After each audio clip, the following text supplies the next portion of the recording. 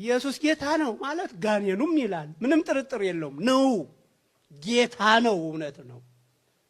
ጌታ ነው፣ አምላክ ነው፣ የባህሪ አምላክ ነው፣ የጸጋም አምላክ አይደለም።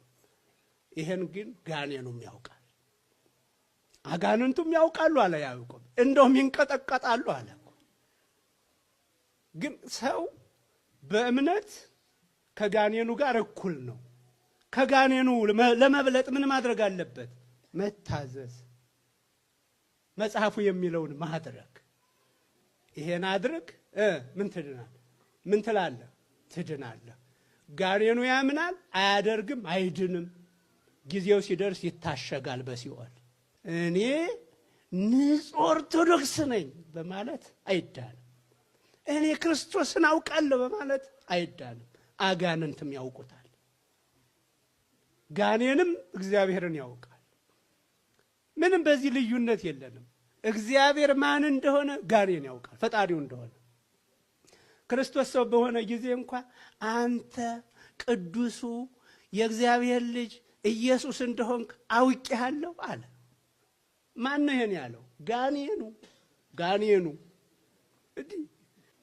ሰው ከጋኔን የሚለየው የሚያምነውን እግዚአብሔርን ይታዘብ። ባልንጀራህ እንደ ራስህ አድርገህ ውደድ ሲል በቃ ሰው ለሆነው ሁሉ በጎ ነገር ያስባል፣ በጎ ይናገራል፣ በጎ ነገር ያደርጋል።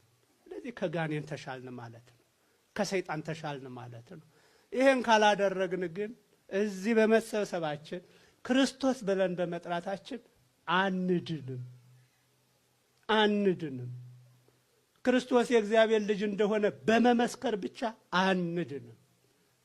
ክርስቶስ የእግዚአብሔር ልጅ አድርጉ ያለንን በማድረግ በመኖር ነው። እና ስለ ክርስትና ማወቅና ክርስትናን መኖር ይለያያል።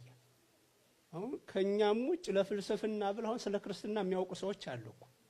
ምንድነው ይሄ ክርስትና የሚባለው ብለው የሚያውቁት ነገር አለ። ይሄ ማለት ነው ክርስትና ማለት እንደዚህ ነው ብለው ይድናሉ። ግን እንዴ ስለ ክርስትና ማወቅና ክርስትናን መኖር ይለያል። ስለ እግዚአብሔር ማወቅና እግዚአብሔርን ማወቅ ይለያያሉ።